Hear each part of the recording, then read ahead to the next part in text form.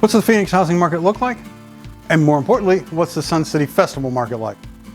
Let's jump into it with a little history from last year. The Phoenix housing market saw a slight dip in housing prices that started in May of 2022. Now that decline came after the Federal Reserve, or Fed, decided in March to implement a series of interest rate hikes. That decision was made in response to a sustained rise in inflation, which the central bank had mistakenly assumed was only transitory. Now in March, the 30-year fixed rate stood at 3.76%, allowing a household with an income of $88,000, approximately 42% of Maricopa County, to afford a $400,000 home. However, by the beginning of June, the prevailing rate had risen to 5.09%, and consequently the median monthly mortgage payment increased to $2,700, requiring a monthly household income of over $100,000 to qualify for a home. The result was buyers beginning to withdraw from the market, citing several interest-related reasons. Affordability became a concern, with some saying that they could not afford both the increased down payment and higher monthly payments. Others found that the quality of homes they could afford had shifted from turnkey to fixer-upper. Additionally, fears of a housing market crash similar to the one in 07-08 grew, fueled by predictions from various news outlets. In hindsight, we now know that the talk of a crash was merely speculation and clickbait. However, the decrease in the number of ready buyers did impact the cost of homes. In May of 2022, the average cost of a home in Maricopa County was $305 per square foot. As the Fed continued increasing rates, that number gradually fell, reaching $268 per square foot by the end of December. The correction was understandable, given the significant drop in buyers. To put it in perspective, in March of 2022, nearly 12,000 homes were under contract. By the end of December, that number had dropped to just over 5,000. What's that mean for current homeowners? Well, if you purchased your home in December of 2021 or after, it likely has not increased in value much, if at all. However, if you bought your home before that time, your home's value has likely increased by at least 10%, with that percentage rising even higher the longer you've owned your home. As an example, in my personal case, I built my home in Festival Foothills over 15 years ago. Its value has now doubled. Now let's fast forward to May of 2023 and see what we see. From December through May, home prices have increased by 6.2%. Here's a few reasons for that increase. The number of new listings entering the market is at its lowest point in 23 years. With fewer homes available, buyers face a more limited selection, leading to increased competition for homes, better for sellers. Sellers have become more open to assisting buyers with closing costs.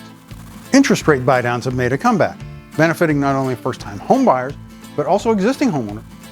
Sellers are using their built-up equity to buy down the interest rate on their new home, then using the rest of that equity as a down payment, resulting in payments similar to, or sometimes even lower than, their current payment. The number of new builder permits has decreased significantly, resulting in fewer spec homes coming onto the market. iBuyers, now they've sold off their inventory of upside-down homes and are making fewer and wiser purchases. However, if you're considering selling to an iBuyer, please give me a call. I offer a no-pressure, no-cost assessment to ensure you're getting a fair price and not being taken advantage of. All right. Lenders have also been playing their role. Adjustable rate mortgages, or ARMs, have made a comeback with borrower-friendly controls this time. The mortgages allow your rate to drop as the market rate does, while limiting how much the rate can increase no matter how much the rate goes up in a year. FHA loans have increased the maximum to over $500,000, and they offer lower than market rates. They've also reduced the loan insurance rates, potentially saving you $100 or so per month just there, and they only require 3.5% down payment. And some lenders are even offering loans requiring only 1% down payment. Now let's focus on our Sun City Festival market. Our market has a couple of unique characteristics. Number one, it's a retirement community, where interest rates are not the deciding factor for the majority of buyers. If the mortgage rate's low enough that I can earn a higher interest rate in the market, I'll take out a loan and use that money, invest it in the market, and make more money there. Otherwise, I'll just pay cash and let the home appreciate until the market changes. We're an island community, which has its drawbacks and its benefits. While we have to travel a distance for shopping, with the nearest stores located 14, 15 miles away, we enjoy peaceful nights, starry skies, and easy access to the desert for various outdoor activities. And don't forget, we've got a new bridge to Whitman. So let's compare how Sun City Festival fared against the rest of the Phoenix metro area. In March of 2022, the median square foot cost for a home in Sun City Festival was $237 compared to $286 for all of Maricopa County. By December, after the initial Fed height rates, homes in Maricopa County had lost 5% of their value, while Sun City Festival saw a 3.5% increase per square foot. From December to May, Maricopa County rebounded by about 3.5%, and Sun City Festival continued to show strength with another 2.3% increase. The takeaway is while the market's pace has slowed and home values are not increasing as rapidly as they did a year ago, they are still rising. This makes homes in Sun City Festival more attractive to buyers and more valuable to sellers. However, one area where we're lagging Metro Phoenix is average days on the market before an accepted contract. Last March during the frenzy, we averaged 41 days on the market compared to 30 for the rest of the county.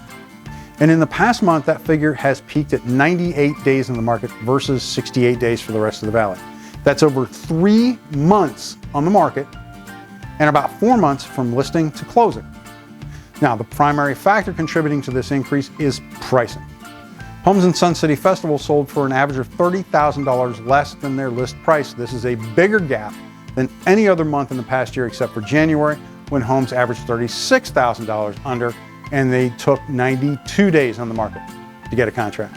Takeaway here is to work with your area familiar realtor to ensure your home is priced correctly for our area. Keep in mind that the market has slowed and an average of 60 days on the market is now the norm. If you're interested in selling your home or you would like to get a preliminary home valuation, please scan the QR code on your screen or follow the links in the description. For a more in-depth analysis of where your home fits into this market, feel free to call me or text me at 480-599-7312 or message me on Facebook by searching @RichListAZ. I look forward to working with you and you have a great day.